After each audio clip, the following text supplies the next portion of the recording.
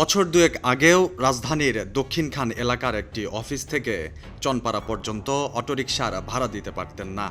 একসময় ধার দেনা করে অটো ভাড়া দিলেও এখন হাঁকান বিলাসবহুল গাড়ি, হয়েছেন অন্তত শত কোটি টাকার মালিক। ছিচকেচোর থেকে হয়ে উঠেছেন প্রভাবশালী মাদকের ডন।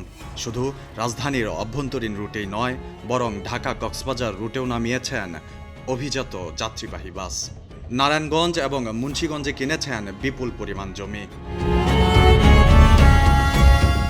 বলছিলাম চনপাড়া এলাকার ৩ নম্বর ব্লকের হাসমত আলী দয়ালের ছেলে শমশেরের কথা, যিনি মাদকের আন্তজেলা ডিপো হিসেবে পরিচিত নারায়ণগঞ্জের রূপগঞ্জের কায়েতপাড়া ইউনিয়নের চনপাড়ার অপরাধ জগৎ নিয়ন্ত্রণ করে রীতিমতো ফুলে ফেঁপে উঠেছেন। তার কথাই যেন চনপাড়ার অলিখিত আইন। একসময় ছিলেন টোকাই ছিচকেচোর, এখন অপরাধ জগতের গডফাদার। গেল বছর কায়েতপাড়া ইউনিয়নের ৯ নম্বর ওয়ার্ডের উপনির্বাচনে ইউনিয়ন পরিষদের মেম্বার বনে যাওয়ার পরেই রাতারাতি আঙ্গুল ফুলে কলা গাছ নয়, রীতিমতো বটগাছ বনে গেছেন এই শমশের। গেল বছরের ১৫ অক্টোবর রাজধানীর পশ্চিম ধোলাইপাড় এলাকায় একটি প্রাইভেট কার থেকে ২টি আগ্নেয়াস্ত্র সহ ৪ জনকে গ্রেফতার করে পুলিশ। গ্রেফতারকৃতদের সূত্রে জানা যায়, তারা অস্ত্রগুলো শমশের মেম্বারের কাছে পৌঁছে দেওয়ার জন্য যাচ্ছিলেন।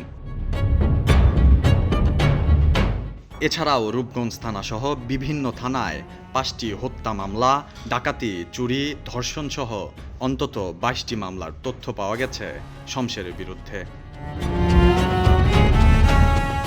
শুধু তাই নয়, চনপাড়া এলাকায় শমশেরের নিয়ন্ত্রণে রয়েছে প্রায় ৮০টি মাদকের স্পট, যেখানে প্রকাশ্যে চলে ইয়াবা, হেরোইন, আইস, প্যাথেড্রিন, ফেন্সিডিল, গাঁজা ও মদসহ বিভিন্ন ধরনের মাদকের কেনাবেচা। প্রতিটি স্পটের জন্য আবার জেলা পুলিশ এবং গোয়েন্দা পুলিশের নাম ভাঙিয়ে প্রতি সপ্তাহে ওঠানো হয় ১০,০০০ টাকা।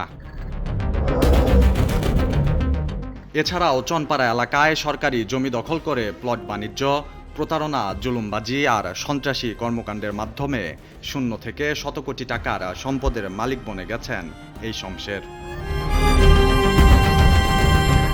১.৫ মাস আগেও এই শমশের কায়েতপাড়া ইউনিয়নের পশ্চিমগাঁও মৌজায় ১০ বিঘা জমি কিনেন ১.৫ কোটি টাকায়। এর কিছুদিন আগে মুন্সিগঞ্জের শ্রীনগরে ২০ বিঘা জমি কিনেন নিজের এবং ২ স্ত্রীর নামে।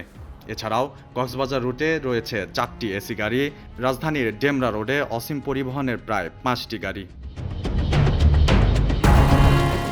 পরিসংখ্যান বলছে, মাদক সিন্ডিকেট নিয়ন্ত্রণ, চাঁদাবাজি ও অস্ত্র কারবার নিয়ন্ত্রণ করে প্রতি মাসে শমশের আয় করেন প্রায় ২ কোটি টাকা। মাহদি হাসান, কালের কণ্ঠ।